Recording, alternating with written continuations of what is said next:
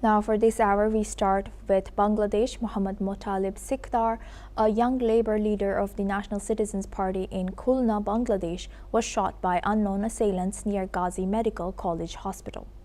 Police reported that the attack initially left Sikdar in critical condition, prompting immediate medical attention. Doctors treating him have now confirmed that he is out of danger. The motive behind the shooting remains unclear, and authorities have launched an investigation into this incident. This attack follows closely on the heels of another recent shooting targeting a young political figure, Osman Hadi, raising serious concerns about the safety of emerging leaders in Bangladesh. Bangladesh is scheduled to go into polls on February of next year. Now, for this discussion, we welcome Mr. Shoaib Chaudhry. He's an editor at Blitz Dhaka, joins us live from Dhaka. Thank you very much, Mr. Chaudhry, for joining us on NewsX World. Welcome. What more can you tell us about these shootings and unfortunately one after the other? Thank you very much, Ms. Kirti Mehta. You see, the following the incident of Osman Hadi now, as you mentioned, hours ago, Motaleb Sikdar was also shot in Khulna district in a similar pattern as with the Osman Hadi. It seems that there has been professional killer behind both the incidents, but as we understand that until now, government has not yet been able to either identify the identity of the killer of Osman Hadi nor his current location, because there was some rumor that the assailant fled to India, but this morning the investigation agency has clearly stated that they don't have any real information about the current location of the assailant of Osman Hadi. As to the Motaleb Sikdar, you know that he was also a member, he is a member of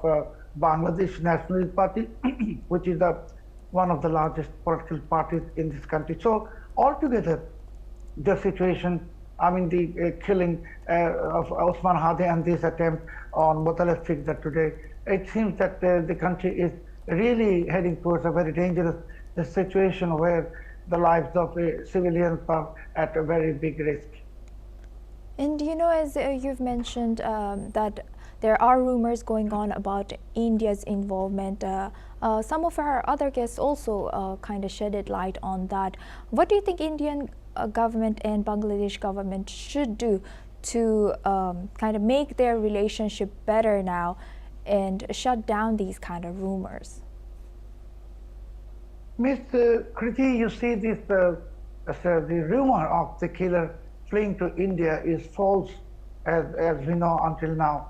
And the jihadists and religious extremists in Bangladesh, they are unnecessarily trying to destroy the existing beautiful relations between Bangladesh and India. And I think from Indian government side, it has already categorically mentioned that they have no information about any existence of any the killer of Osman Hadi in India. At the same time, Bangladesh side is also trying to put exact pressure on India for extraditing Sheikh Hasina, which is a legal process. Such things cannot be done through pressure. What I understand now, India and Bangladesh together need to work for ensuring that none of the countries are being affected by the religious extremists, because we know, as a journalist, I know that behind the Osman Hadi assassination and then this attempted Motaleb Sikdar assassination, the only party that I can suspect is Pakistani ISI, because they are want to destabilize the situation in this country to somehow create an atmosphere where the February 12th election becomes impossible. Thank you very much, Mr. Chaudhry, for sharing that. Please stay with us as we stay in this topic. Now, Bangladesh authorities have now intensified efforts to arrest Faisal Karim Masood, who is identified as the prime suspect in the assassination of young activist and political leader Sharif Oman Hadi. Hadi has sustained gunshot injuries last week by a group of masked assailants and was later transferred to a Singapore's hospital. He, however, succumbed to his injuries on Thursday earlier this week. A Dhaka court has barred the alleged suspect from leaving the country while issuing a nationwide lookout notice for him and also imposing a travel ban. Security agency officials report that Masood is in fact in Bangladesh but is frequently changing locations to evade arrest. Multiple investigative teams and surveillance measures have been deployed to track his movements. Hadi's killing has sparked unrest throughout the country, prompting protests, violent incidents, and a heightened anti-India rhetoric ahead of parliamentary elections that are due next year in February.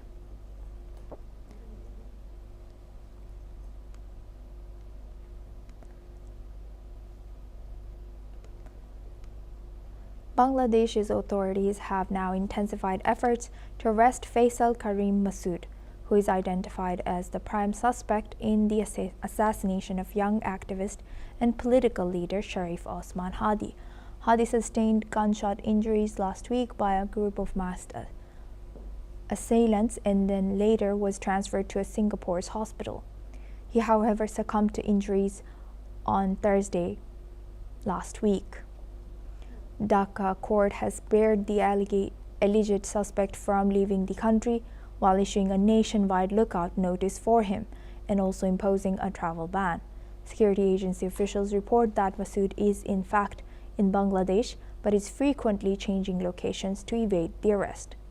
Multiple investigative teams and surveillance measures have been deployed to track his movements. Hadi's killing has sparked unrest throughout the country, prompting protests, violent incidents, and a heightened anti-India rhetoric ahead of parliamentary elections that are due next year in February.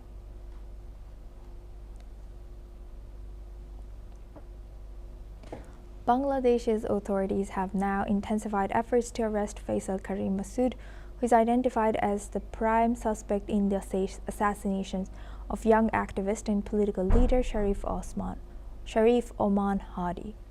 Hadi has sustained gunshot injuries last week by a group of masked assailants and then later was transported to hospital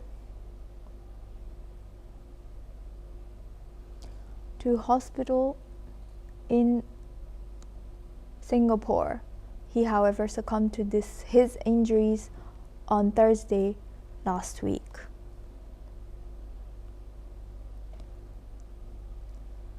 Now for this discussion, we welcome back Mr.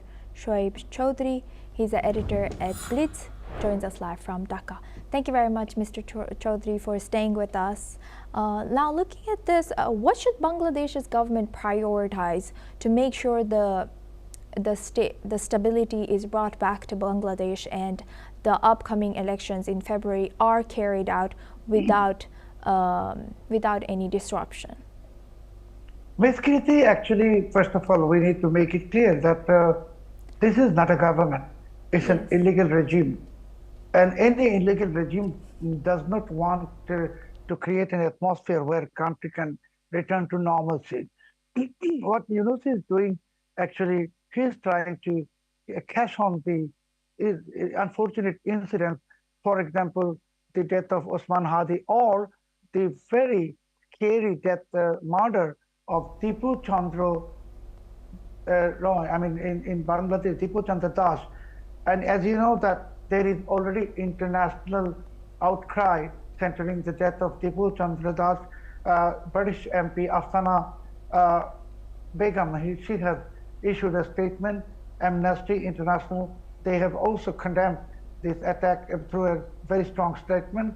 There is also US Congressman Andy Oglex. He has also issued a statement. So, Tipu Chandra Das, the death, the murder, it is becoming a massively international issue, which proves that Hindus in Bangladesh are in real danger under the Yunus regime. And instead of protecting the Hindus in this country, this regime is rather facilitating such atrocities. And secondly, as you know, that the regime has so far arrested 10 people on the allegation of murdering Tipu Chandra, but to my understanding, none of them are placed on remand, meaning the regime does not want actually real investigation. It's a mere eyewash. They may arrest 10, they may arrest 12, even 15, but they will release it subsequently. But if the regime was sincere, then we can see the faces of the murderers in video, and all of them should be arrested. I mean, there is no reason that this regime is trying to hide the incident. But as I first now, what I understand as a journalist, because there is a massive international outcry from Amnesty to British Parliament to US Congress, I think if Yunus will not ensure an immediate investigation, real investigation into the death of Dipu Chandra Das, murder of Dipu Chandra Das, this regime is going to face very strict consequences, severe consequences, and I'm hoping that there will be some statement very soon from the US State Department and even possibly from the President Donald Trump's administration. Thank you very much, Mr. Chaudhry, for sharing that timely and insight all the way from Dhaka with us on NewsX World. Now we move on to our next news. Thai Foreign Minister